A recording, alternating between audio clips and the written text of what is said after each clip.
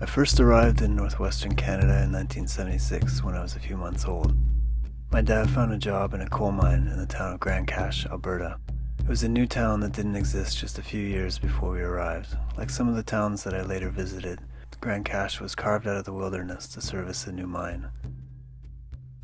We lived at the northern edge of town. The woods literally began where our backyard ended. This wilderness was forbidding and mysterious, but it was also a place that I felt very comfortable, a place that I felt a sense of freedom.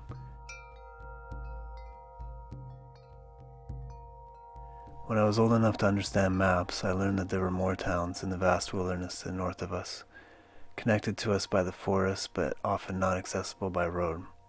The towns had names like Fort Chipewyan, Uranium City, Nahenni Butte, Old Crow. I was curious about them because of their names, because they were so isolated, but also because nobody could tell me anything about them.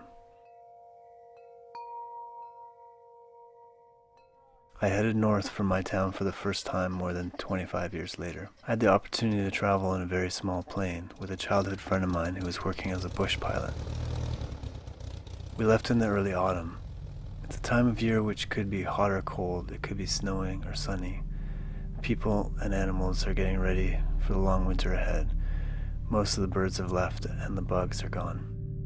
For the most part, it's a very quiet and peaceful time of year, but there is some pressure to keep busy because the winter could arrive any day.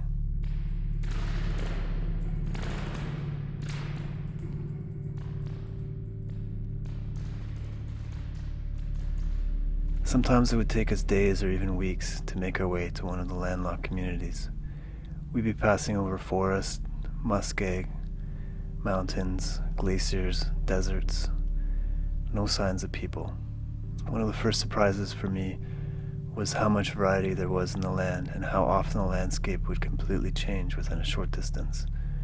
I also thought that the wilderness of the far north would be a harsh place, but it can be very gentle, and it has a balance that's very obvious, particularly from the air.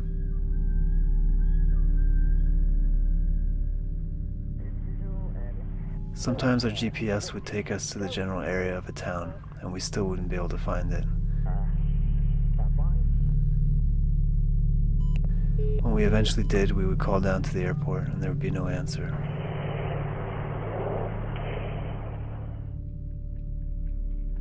Towns often seemed haunted to me, in a way, by the wilderness pressing in from all sides.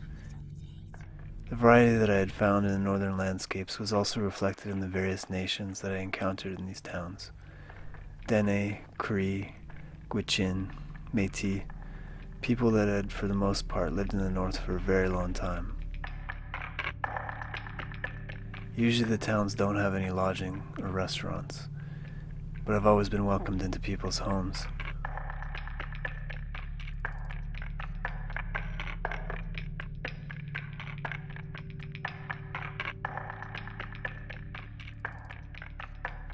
In some areas, the wilderness is erasing old settlements. For the most part, it's totally unregulated by people. For example, forest fires, a natural part of this ecosystem, will burn without intervention.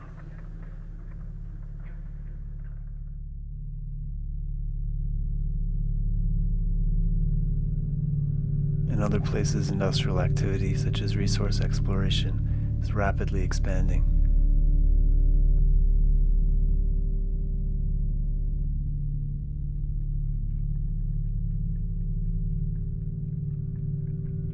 There's a strong feeling of freedom in these northern settlements. Many people that live surrounded by the wilderness would never consider living in a city.